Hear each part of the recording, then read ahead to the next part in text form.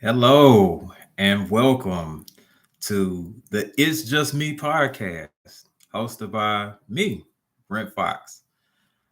Just a little bit about myself.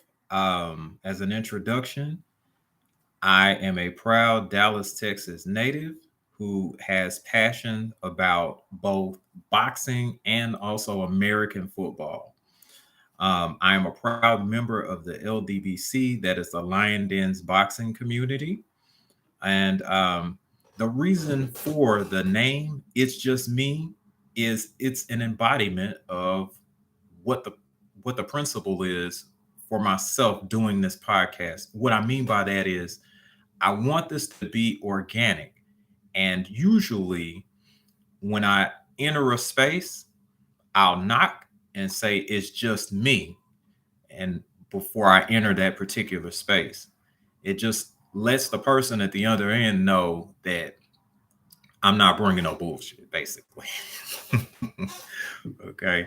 So, me being from Dallas, and by the way, I'm a very, very proud member of Dallas, or proud citizen, excuse me, of Dallas, Texas. I grew up in Pleasant Grove, which is a southeast sector of Dallas. I grew up on Bruton and Prairie Creek. That is behind the Bruton Bazaar, for those that don't know. And I had an interesting time growing up, um, to say the least. Uh, the experiences that I had growing up in Pleasant Grove were very, very memorable. But I think more than that, the people that actually helped, raise me and rear me, um, in Pleasant Grove, have a deep impact on my life as well. Um, Also, I again am a very avid fan of boxing. Primarily, I got really introduced to boxing back in 1993. I had some Hispanic neighbors named the Jarikis. They had a son named Alton Jariki, excuse me, whose father also carried the name. And he was actually training boys, what we used to call them. He was actually training boy to go ahead and start boxing, and I kind of drew interest into it, just watching him train. Um, so every now and again, I go over and just mess around in the garage, and Mr. J, or Mr. Jariki rather, would have me do stuff like jab the bag 100 times, or do push-ups, or test out the speed bag, um, and things of that nature. And it just kind of intrigued me. And that's kind of where that sparked from. Now, I wasn't able to participate, obviously, because father had concerns about brain damage, so that was a no go when I was a youth. But I did actually love watching boxing whenever I could. I do remember fights growing up, like Sweet Pea Whitaker and Oscar De La Hoya. Many, many Roy Jones fights. The one against Vinny Pazienda kind of stood out because those guys, as far as energy, were very evenly matched. But for Roy, was just too far skilled for Vinny Paz. But I love Vinny Paz's spirit. I also enjoyed watching guys that were unheralded, like Dwight Muhammad Kwawi, which was Dwight Braxton back in the day, and he was known as the Camden Buzzsaw. He had like legendary fights with Matthew um, Saeed Muhammad, or yeah. I, if I get his name wrong, just blame my head, don't blame my heart. But I think it was Matthew Saeed Muhammad that he had legendary fights with. And he also had a legendary fight with Evander Holyfield for the cruiserweight title. Unfortunately, he didn't come out on the right end of that. But nonetheless, it was a legendary fight. I actually learned a lot as far as fighting inside from Dwight Muhammad Kwawi. And I also excuse me, learned a great deal. And this is going to really turn off my brothers and sisters from the LDBC. But as far as boxing tutorial fundamentals and strategy, Teddy Atlas was very, very, very, very good at actually just giving strategical breakdowns, and also just making sure that making sure that he reinforced sound boxing fundamentals, like being able to plant and turn properly, being able to properly set up your opponent by turning them constantly. Positioning was also a great thing that I've actually learned from Mr. Atlas. Now, there are, of course, differences in outlook as far as how he views certain fighters that I do not agree with. But as far as boxing fundamentals and boxing strategy, Teddy Atlas is one of the best. Um, Now, also about boxing, which of course I'm very passionate about. Um, there were defensively sound fighters like Floyd Mayweather and Bernard Hopkins, whom I've watched a lot of their fights and was very excited about.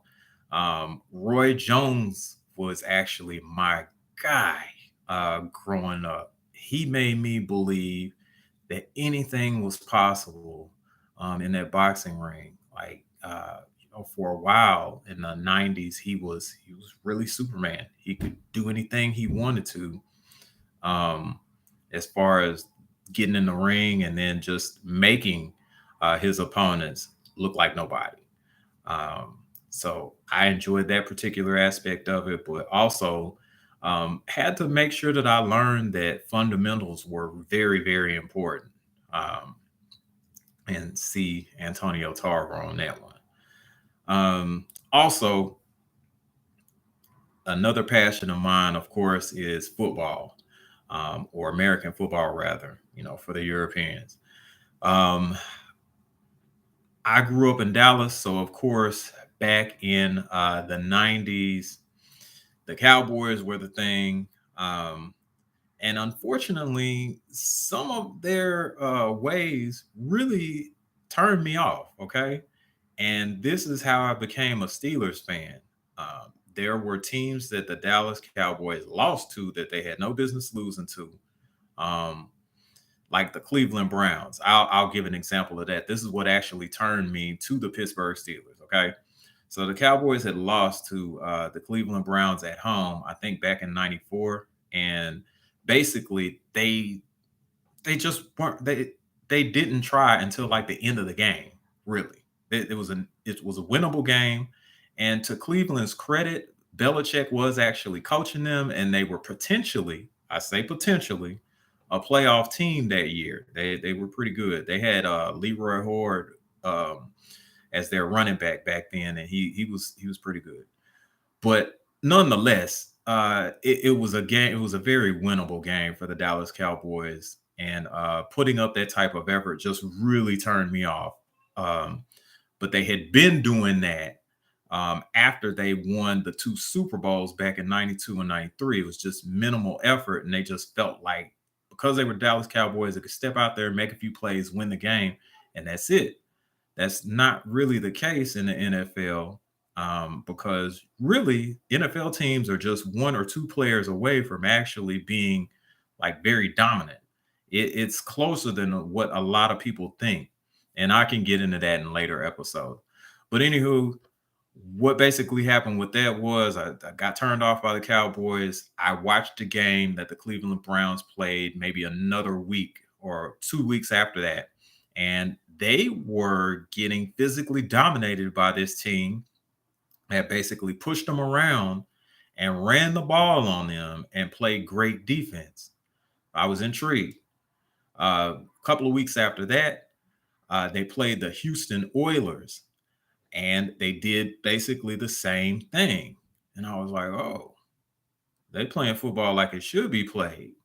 So that's what made me actually just kind of stick with my Pittsburgh Steelers because they they have not really lost sight of that. Even with the Killer B era, where they had Ben Roethlisberger, Le'Veon Bell, and Antonio Brown, they still play good hard football.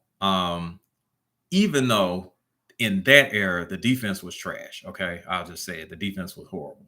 But anywho's anyway, um, I I'm obviously passionate about those two things, boxing and my Pittsburgh Steelers.